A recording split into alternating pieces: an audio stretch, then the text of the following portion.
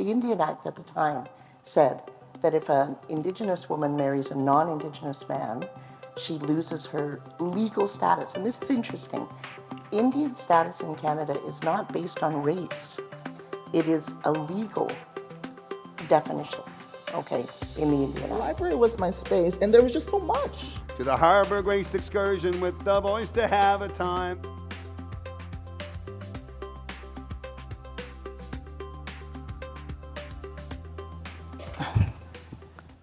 Thank you so much. Thanks, Elspeth, for that great introduction, and welcome to all of you. Thank you for being here.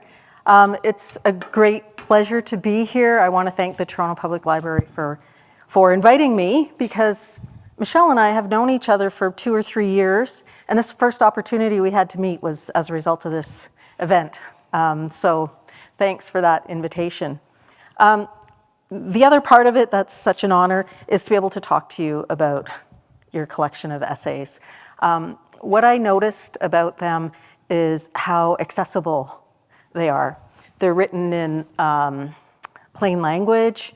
They're written without a lot of legalese, and I think that most people would be able to understand these concepts because of the way that you've written it and the examples that you've given, as well as some of the analogies you make, which I think really help to elucidate these complex problems in ways that the average person can understand. So I used to work on creating plain language material, so I really, really appreciate that aspect of it. So for those of you who think that maybe, they might be academic or have legalese because of Michelle's background as a lawyer, they're actually not like that. So thank you so much for creating these essays about Indigenous life in Canada and covering the topics that you do.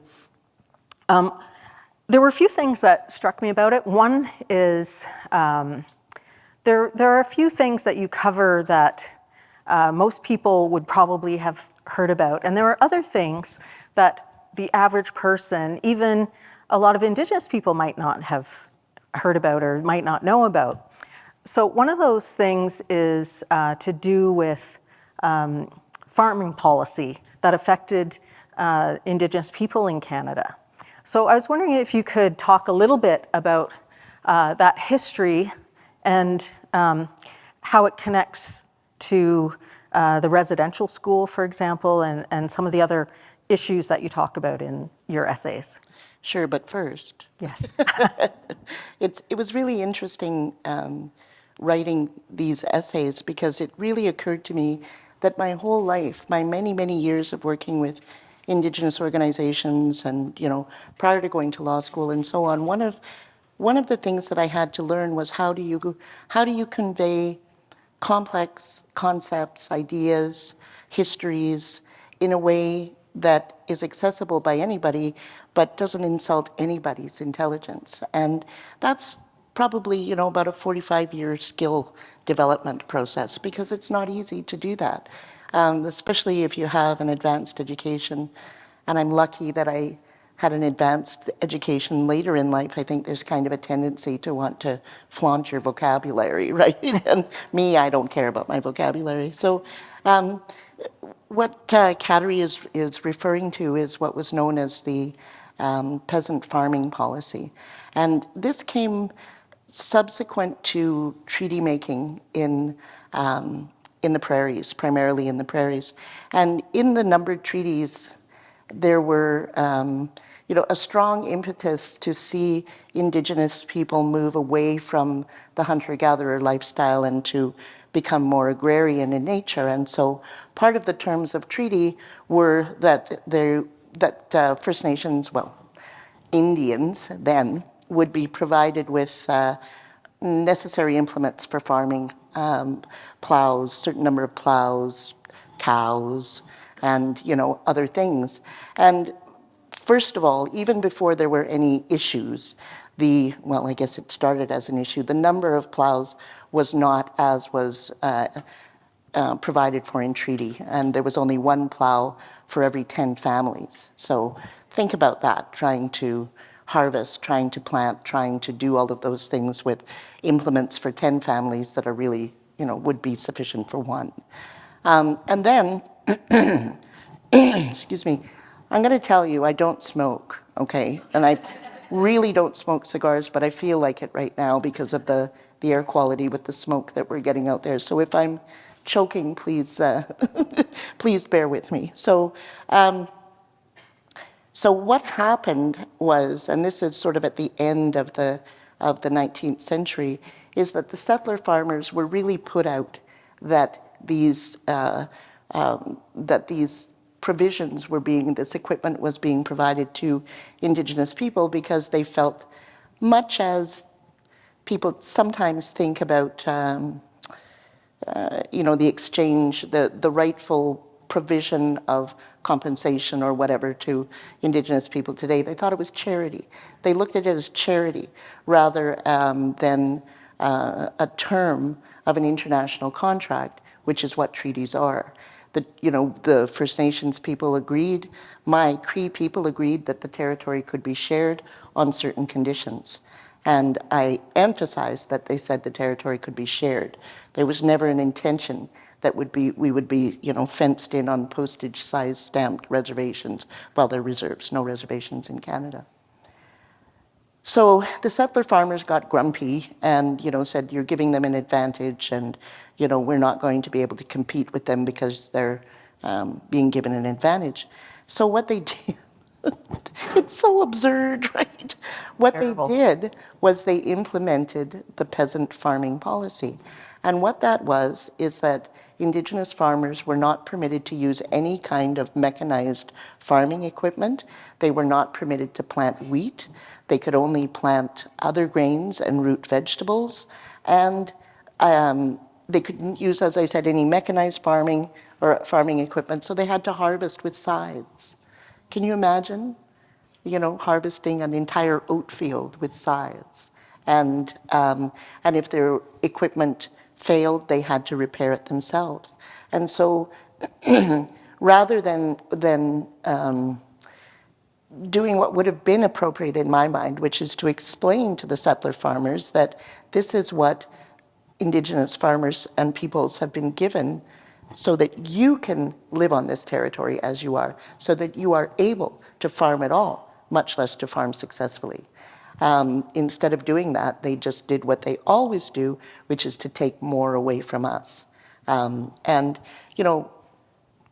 so, I mean, that's just one example of this sort of continued inability and refusal. And I distinguish between those things intentionally. The inability and the refusal to meet the promises that have been made. And, people talk about surrendering territories, okay? My great-grandmother, how many people here have heard of Big Bear? Okay. His Cree name was Mistahimaskwa, Big Bear, and he was a real revolutionary guy who held out the longest time, would not take treaty for the longest time because he saw what was coming. He said, I don't wish to to choose a reserve because it will be like a noose around the neck of my people. Where was I going? I'm not sure. Are you sure?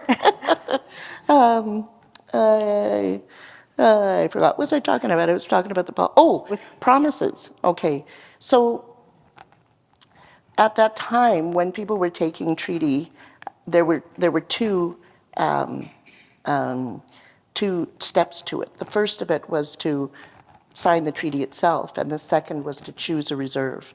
And Big Bear refused and refused and refused and refused.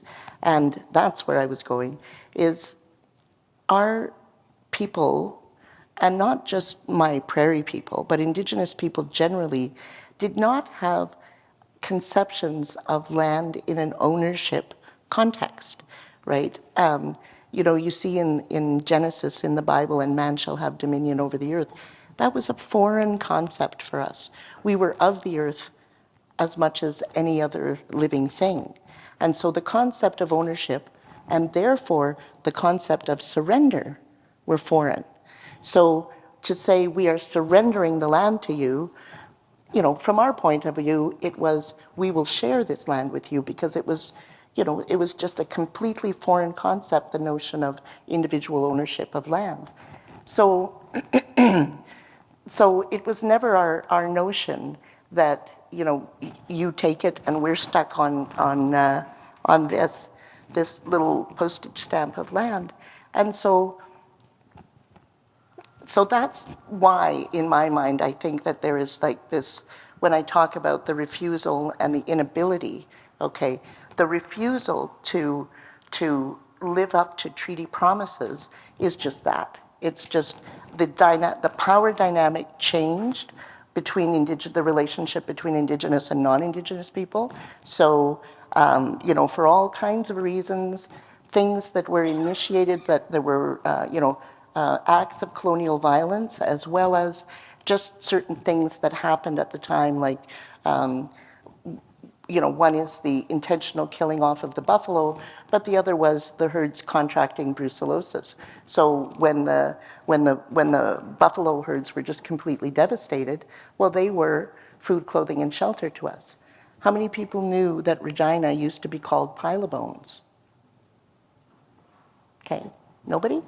No, there are a few. Okay, and that there, if you go online and Google pile of bones, you'll see this huge pile of bones with a person, and the person looks like they're about that big in front of the pile of bones. Those are bison bones, and they were encouraged to do that to render us dependent and helpless. I mean, and so we were in a position where we were no longer self-sufficient, because of our sources of food being so devastated. So the treaty said, okay, but if you take this treaty, we will provide you with the ability to transition to an agrarian lifestyle, and we will provide you with rations in the meantime until you're able to become self-sufficient. So I'm digressing. I do that. I talk in giant circles. So, which leads us to an incident that I think is a wonderful example of that. These policies, like there was the peasant farming policy that came a little bit later, but Sir John A. Macdonald had a policy of submission based on starvation. Okay, and this is true. I'm not going to give you the sites. Just Google it. You'll find it. Actually, it's cited in the little book. Okay, in the essay book. And he instructed the Indian agents that were on the reserve to withhold rations. And I'm speaking particularly about Big Bear's band, but it was not isolated to him, because he would not choose a reserve, because he was so concerned as a leader about what that might do to the future of the Nehiyawak, the Cree people, the Cree Plains people. So at Frog Lake, one winter, after a terrible, terrible winter, in 1882, the Indian agent was refusing to provide the necessary rations, and he would torture these people. They were literally starving to death, and he would torture them. He'd say, yeah, you can have the rations, come to the storehouse, you can have them tomorrow, okay? So they'd come tomorrow, and he'd say, no, come tomorrow. And he'd say, come tomorrow, and he'd say, no, come tomorrow. And where will I go first? I'll go here first. I'm researching a novel that is taking place in that time. And Ernest Hemingway, I know you think I'm digressing, I'm not. Ernest Hemingway is credited with writing the shortest short story on earth. And that short story is Baby Shoes for Sale, Never Worn. And you let that sit in for a minute, it's a whole story. Around this time, around the 1882 time, when all of this real deep struggle was going on, I found in my research a classified ad from a paper in North Battleford, Saskatchewan.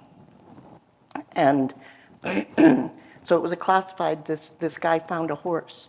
So he was putting that, in the found column. So this is my shortest short story about the violence of colonialism. Found, white horse, in the place where the Indians starved to death. Okay?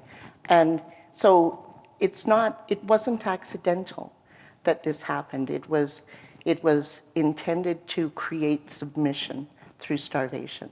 It was intended to force Big Bear and others to say, okay, we'll go on this reserve, and then to, as he feared, put a noose around the neck of his people. So what happened after this, Quinn was his name, this terrible Indian agent, and he just over and over and over again, he refused to provide the rations. And you have to remember that these were prairie warriors. These were horsemen. These were men with the responsibility of protecting and providing, right, as the women played their role, but that was their job. And to be humiliated in this way over and over and over again just got to be too much. And they lost their mind and they killed him. And they killed a few other guys while they were at it too. Look up Frog Lake Massacre. I call it Frog Lake Incident. And then after that, Big Bear was on the run, and the Canadian militia, also known as the Northwest Mounted Police, was sent out to subdue them. And they were chased over right through the Cypress Hills, right near where I live now, into Montana.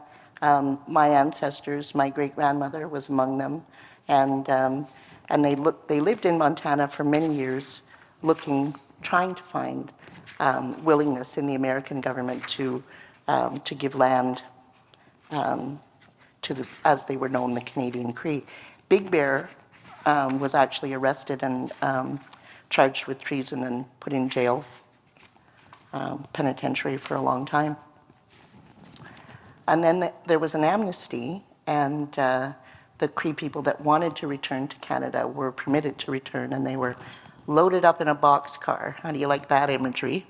And they were sent across the border into Alberta, or what was, it was almost Alberta then. And there was a reserve that was set up for them then, and it still exists, and it's called the Montana Band of Cree. And then my great-grandmother finally found her way back to where we belong. But this leads me to my next point. Where people in Canada tend to think there's this myth in our history that we were so much better, that Canada was so much better than the Americans in terms of relations between Indigenous and settler people. Now, in this little book, I reproduce a letter from General Middleton, who was the head of the militia slash Northwest Mounted Police. I'm going to read it to you. It's quite short. And he's a terrible writer, first of all. The entire letter is one sentence, okay? So if I go, you'll know why. So there's no punctuation, just one sentence. And interestingly, this was June 2nd, 1885. And, it's just a few days ago, plus a couple hundred years, right? So, Big Bear. I have utterly defeated Riel at Batoche with great loss, and have made prisoners of Riel, Poundmaker, and his principal chiefs. Also, the 2 murderers of Payne and Tremont, and I expect that you will come in with all your prisoners, your principal chiefs, and give up the men who committed murders at Frog Lake. I am glad to hear that you have treated them fairly well. Again, the bad writer. Who? The murderers or the prisoners, right? So, okay, I'm happy to hear that you've treated them fairly well. If you do not, I will pursue and destroy you and your band, or drive you into the woods to starve. Okay, so how nice were we? Okay, so I'll quit there in my giant digression. Right? It's interesting. I was thinking as you were talking and talking about the farming policy and some of the history around that. I see it really linked to also to residential schools, insofar as residential schools. My grandfather used to just bristle at the idea that they were called schools because they weren't really set up to teach much of anything. in most schools, the girls did laundry and other household chores, and the boys worked on the farm, which whoever was operating that particular school, they would use that for their food and also sell it. So they did, some of the young men did learn some farming skills, but the point I'm getting at, in a long kind of way, but we talk, so often people talk about residential schools as wanting to assimilate First Nations or Indigenous children. But when you look at the farming policy, it's evident that that was never the case, because once these students, the ones who survived, got out of school and they tried to do farming, it was impossible. So there was really no route for anyone to assimilate into mainstream society, because there were other policies in place to prevent because that. that was not the intent, Right. And how many of you have read Five Little Indians? Wow. You know, I was writing another novel, and Five Little Indians, when it started having the incredible success that it's had, what I became aware of is that people were ready, non-Indigenous Canadians were really ready to engage in certain kinds of conversations about the truth of residential schools. And so I thought, no, I'm going to set the novel aside and I'm going to write this little thing. And the first essay in the book is called Residential Schools, the Coup de Grace of a Canadian Genocide. And I think the purpose of that essay was to put residential schools in the context of the rest of the colonial violence that was going on for, decades and decades before the residential schools were put into place. 1831 was the first residential school. That was the Mohawk Institute. Okay, so look at that, 1831, 1885 is Frog Lake. Okay, so there's all of this other violence that is occurring. One of them is, and it gets into how Indigenous women became, understood as disposable, is that these early fur trading companies would take Indigenous women hostage, and they would hold them hostage until their men agreed to trap for profit, as opposed to subsistence, which was their normal way of life. So there's that. There's the prairie farming policy. There's all of this, so that the wholesale kidnapping of the children came after an entire long agenda of colonial violence against us. So it's not first they came for the children, it was then they came for the children. So there was all of this destruction to begin with, and then the coup de grace, they take the children. There are 197 First Nation communities in British Columbia alone. I ask people to imagine, just imagine, 197 communities completely devoid of school-age children. And imagine what that does to the social fabric of a community. We talk about intergenerational harm, and people think of that in the context of, I go to residential school. I didn't, thank God. I go to residential school. I get out of residential school. I have a child, and my trauma responses educate that child to live in a trauma way. Okay, it didn't start there. It started with the first grandmother and grandfather who had to give up their grandchild, because it's far more circular. What did the grandmother, it wasn't just the parents and the child that lost. The grandparents lost their teaching role for how they would prepare children for their role in the community. The parents lost their teaching role and their way of teaching their children how to raise their own children, their way of teaching their children how to be in an Indigenous community. Therefore, we lost the fabric of our Indigenous communities. And so it's so important to put these in the proper context of where it belongs in that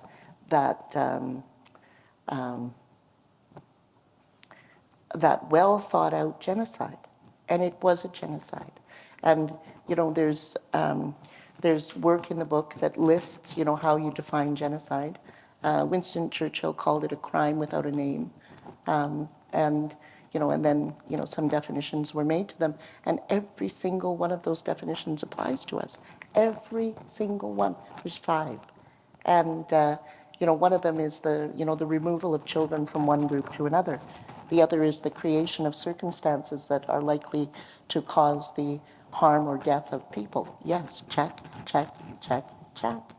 And this is, when I talk about getting under the myth of Canadian history, it's because I firmly believe that if you're living with a myth, if you're not living with the truth, then you can't make a relationship right. Okay? And it's, and you can simplify that, right? Like if you're saying the world is blue and you're saying, well, no, we all know the world has always been green. How will you ever arrive at something that accommodates both worldviews, both realities? You can't. So, and that's what, the Honorable Murray Sinclair has always said. There can be no reconciliation without truth. And the truth is hard. The truth is vicious. And, but if we can't talk about it, if we can't sit down just as neighbors, because we're going to be neighbors forever, let's face it, how, and talk about the bitter truth of it, how will we ever get past, confrontational and, conflicted relationships? The only way we'll get past conflicted relationships is if non-Indigenous Canada accepts the truth. And that's that.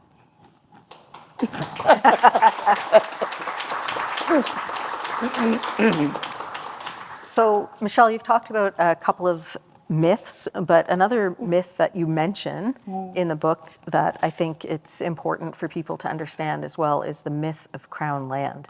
Oh, heavens. And I think the subtitle of the essay that's in is "No, we don't want your cottage." Yeah, it's land back. No, we don't Land want back. your cottage. Yeah. Yes. So can you talk a little bit about Crown land and why you call that a myth? Yeah. Okay. So Crown land, the notion of Crown land was started or emerged spontaneously and quite arbitrarily in the 1100s in England, where a king decided only the king can own land. That's it, Crown land. That notion of Crown land underlies the entire land tenure system in Canada, and it's as arbitrary as it could be, all right? So the Supreme Court of Canada, I'll use an example. I'll use the example of the Wet'suwet'en people. I'm sure everybody's heard about the Wet'suwet'en people and their resistance against the pipeline. In the Delgamuukw case, which was decided by the Supreme Court of Canada in 1996, the Supreme Court of Canada ruled that the Gitxsan and the Wet'suwet'en had not surrendered their land and that they had not given up their sovereignty, okay? So they've recognized the Aboriginal title, which is a constitutional definition. They've recognized the Aboriginal title to that territory. So why is it then that when the Wet'suwet'en are saying, okay, so you've recognized our title, we're saying no to the pipeline, what is it that makes it okay for, the RCMP special unit to go in there and violently remove those people from their place in trying to, stop the pipeline? It's this notion of Crown land. That, even though the highest court in the land has said you retain Aboriginal title to that land, because of this thing, this king in the 1100s saying only the king can own land, is that it is considered a burden on Crown title, okay? Indigenous title is a burden on Crown title. And that's simple. That concept is as simple as if you have a lien against your house. Same principle, okay? And so, one of the things with democracy, like if I went into a courtroom and I made a well-established or, a well-presented argument that a particular law, any law, okay, was arbitrary, that law would be tossed out because arbitrariness is completely anathema to democracy, to the principles and the ideology of democracy. It is contrary for a law to be arbitrary because that is fundamentally authoritarian in nature. Okay, it's not democratic in nature, but it's authoritarian when it comes to Indigenous land. Okay, the Supreme Court of Canada, the highest law in the land, the Constitution can say we have a right to Aboriginal title, and the highest court in the land says it is your title, but that guy from 1100 can say, but it isn't absolutely yours because only the king can own land. Like, what's with that? When we were talking earlier today, Yeah. you asked me if I knew how much land is privately owned. So maybe Yeah. that's a question you can ask the audience. Yeah. Does anybody know how much of the Canadian land base is actually privately owned? Say 10%? Anybody else got a number? 41%. Sorry? 41%. 41? Anybody else? One more, and then I will disabuse you. 42, some of the 11%. We're very close. 11% of the entire Canadian landmass is held privately. The rest of it is, so that 89% that's left is almost exactly half and half provincial crown or federal crown. And we won't get into why provincial federal, it's just too boring, right? But yeah, so when we talk about land back, why is it so hard? If 89% of the land base is land held by the Crown, and if the Crown has a fiduciary duty towards Indigenous people that stemmed from the Royal Proclamation of 1763, sorry, when King George III said, you know, our allies, and we have to remember that in North America, Indigenous peoples were allies that contributed significantly to how the political geography of this continent is, okay? And King George III made you would think a similarly powerful declaration that said, you must not harass Indigenous people, and before you do anything, you have to resolve their claims to land. Okay, that's how, that was why the Hudson's Bay Company ended up, they ended up with, they were paid it was 1.5 million. The government, well, I've got it backwards, I'm sorry, I'm tired and smoky. Yeah, without regard for the fact that there was Indigenous title to the Hudson's Bay Basin, okay, that land was transferred from, because it was given, the Crown, England gave that to the Hudson's Bay Company, okay? Then they said, no, we can't do that, okay? So they paid them $1.5 million without regard for the Indigenous interest in that territory. That is the equivalent in 2022 dollars of $32 million, okay? Never, with no consideration, contrary to the Royal Proclamation of 1763, that you can't do that without resolving the Indigenous claims. No consideration for the Indigenous people.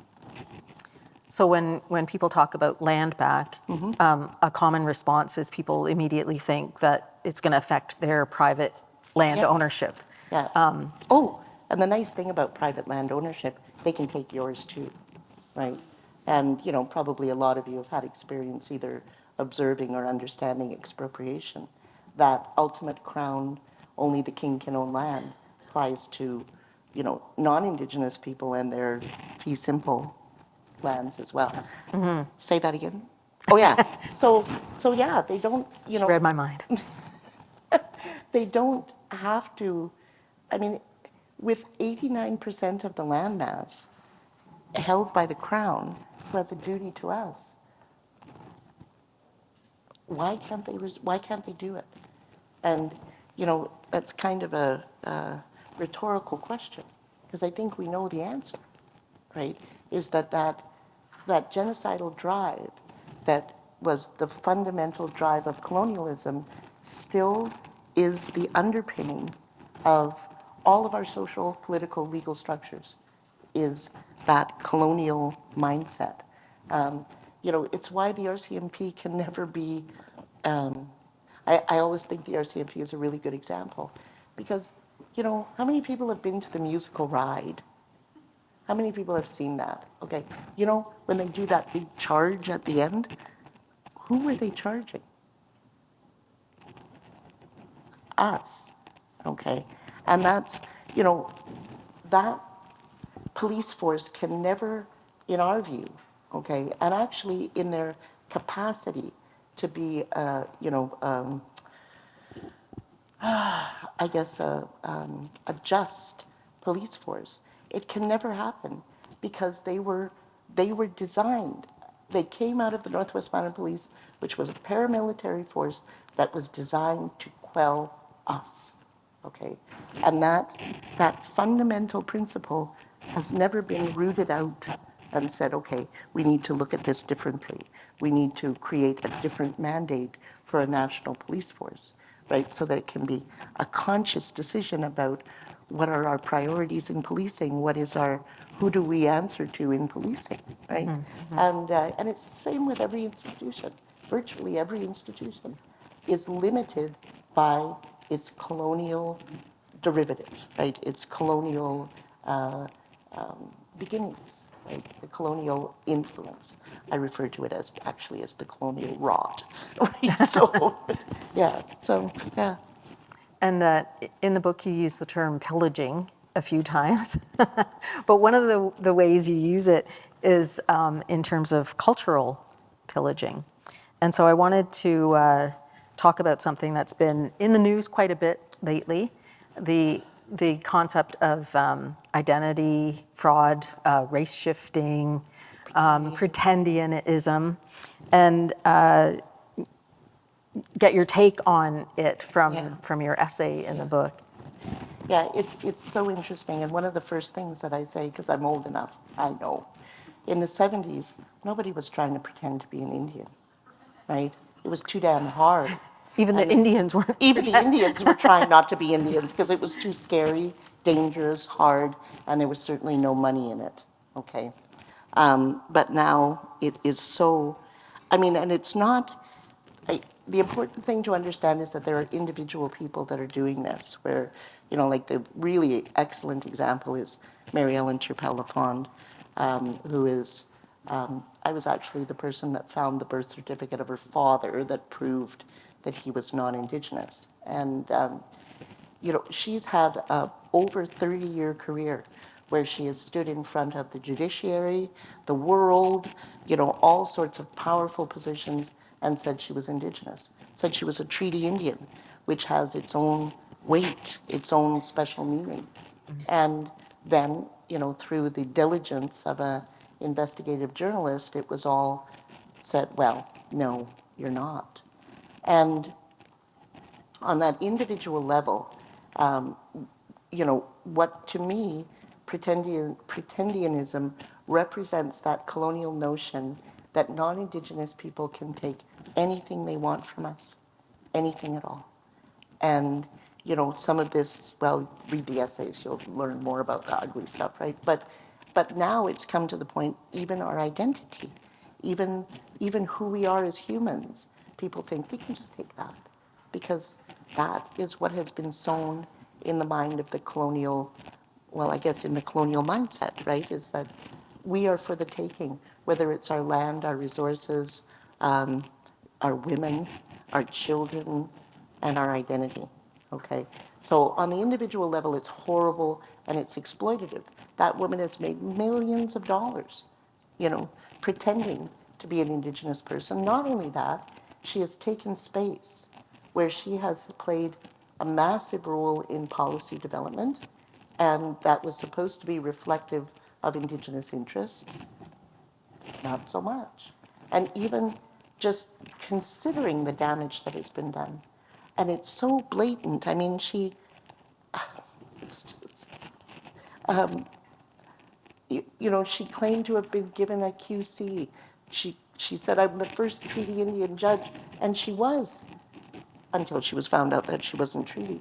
But there was another I remember that she was appointed to the bench in Saskatchewan, and there was another Indigenous lawyer who is now the Lieutenant Governor of Saskatchewan, who was looked over because she was so special.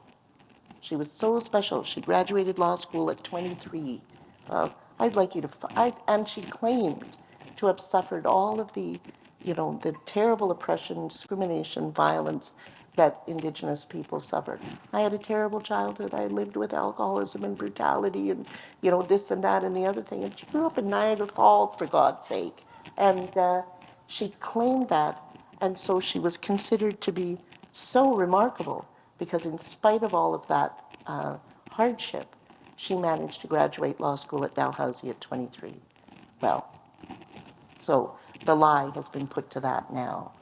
And on the individual level, it does that kind of damage as well.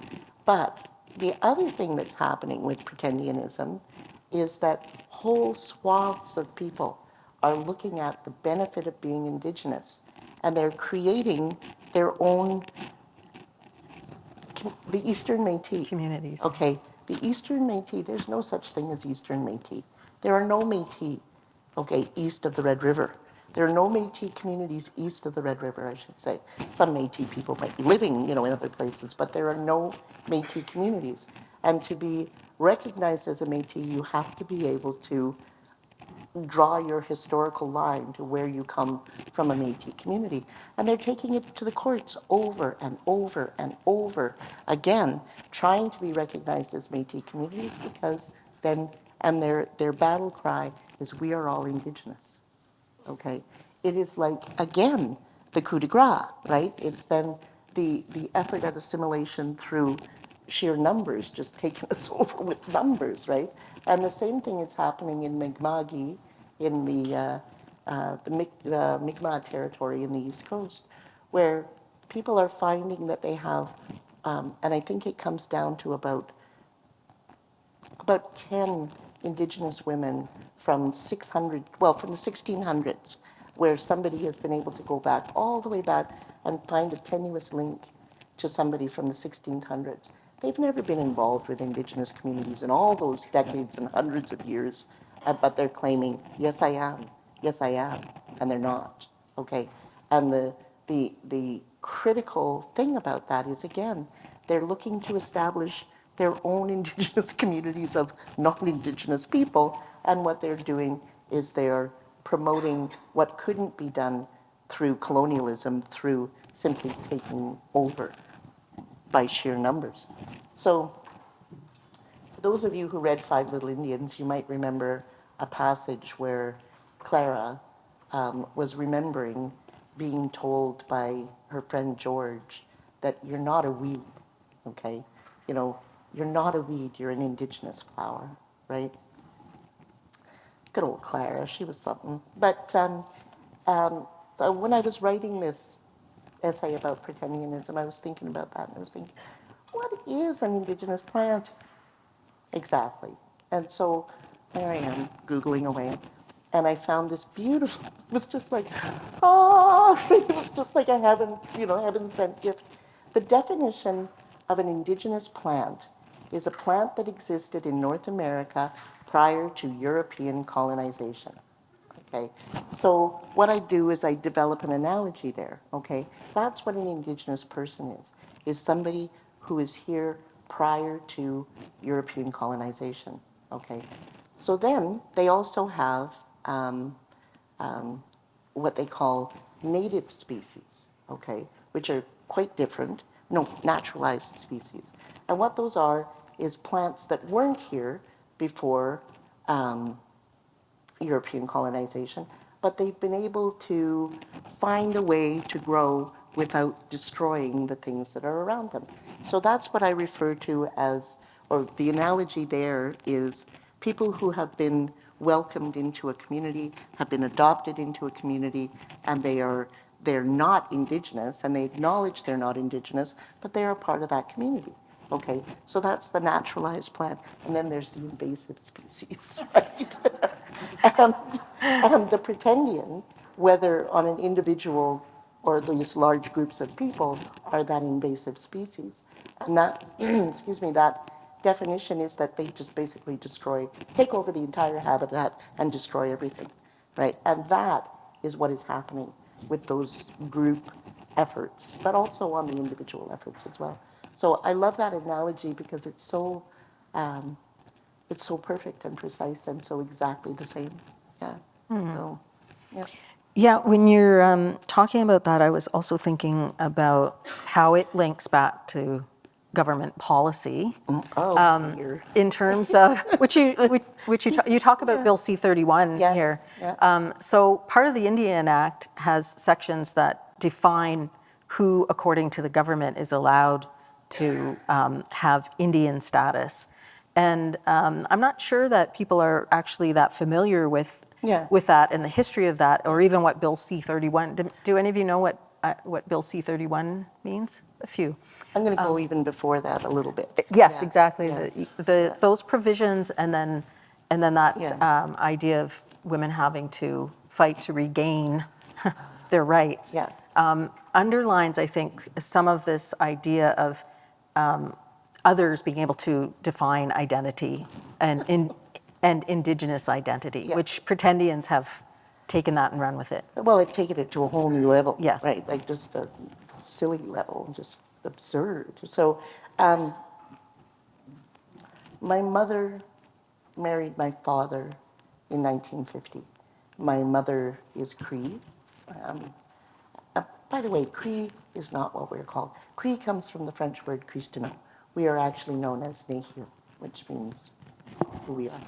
So anyway, so she married my dad, and the Indian Act at the time said that if an Indigenous woman marries a non-Indigenous man, she loses her legal status. And this is interesting. Indian status in Canada is not based on race. It is a legal definition, okay, in the Indian Act. And this is exemplified by what happens if that situation were reversed. So if a non-Indigenous woman, like lots of people know that Indigenous women would lose their status if they married a non-Indigenous man. But if a non-Indigenous woman married an Indigenous man, she legally became an Indian. Okay, she was a status Indian, which meant that she was recognized as the Indian Act. She could get, any of the benefits, on the reserve. She could get funding for post-secondary education. Okay, even though she could have been Scandinavian for all we know, right? And I remember I was working in this community once, and there was this woman who had married an Indigenous man, a non-Indigenous woman, and she was vehement, right? She used to hold up her status card and say, "I'm an Indian," okay? And it was like, sorry, lady, right? Like government may say so, but we don't. And the importance of that, if you think about it, is that us? Yes. Might be me. My son used to say that I would never be able to talk if I couldn't use my hands.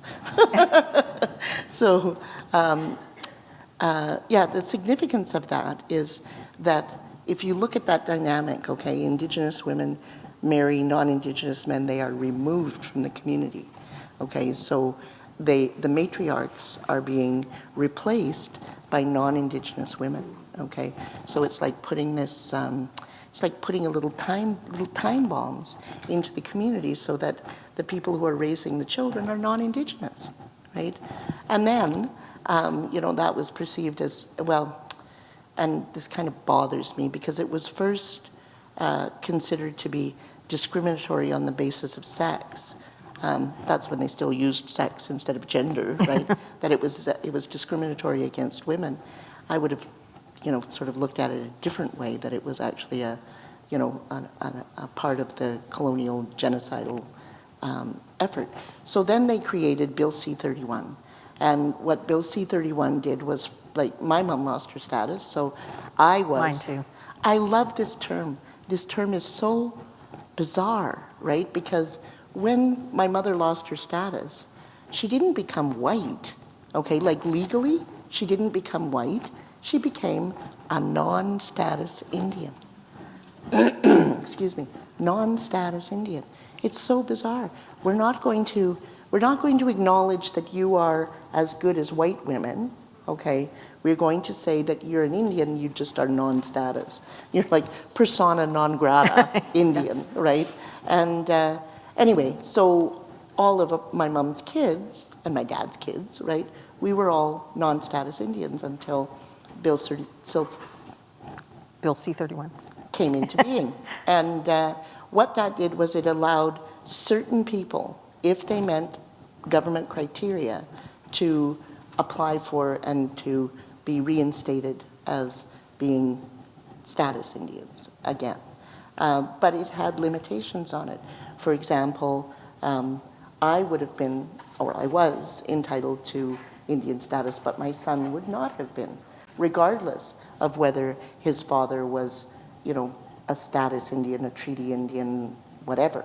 And so again, you have those seeds of assimilation that are built right into the legislation. So then they come up with Bill C-6, right? There's another bill and another bill and another bill that are modifying how Indigenous people can be legally Indian under the Indian Act. And all of them, for all of our struggle and effort and legal, legal endeavors, they all still have these little time bombs, these assimilation time bombs in them, right? Where it ends, it will end. At this point, that person, regardless of their association to an Indigenous community, an Indigenous family, an Indigenous history, an Indigenous identity, an Indigenous language, they would not be considered Indigenous.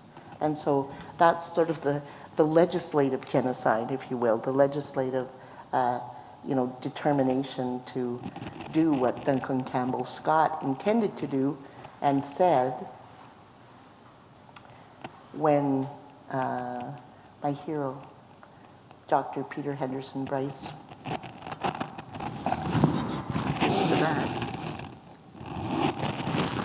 he was the chief medical officer for the Department of Indian Affairs, and in and around, I think it was about 1907,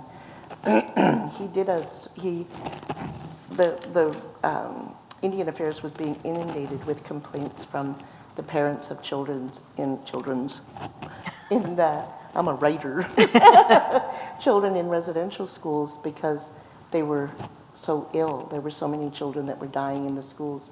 So the parents were really So he was tasked with doing a study of the conditions of a number of residential schools, primarily in the prairies.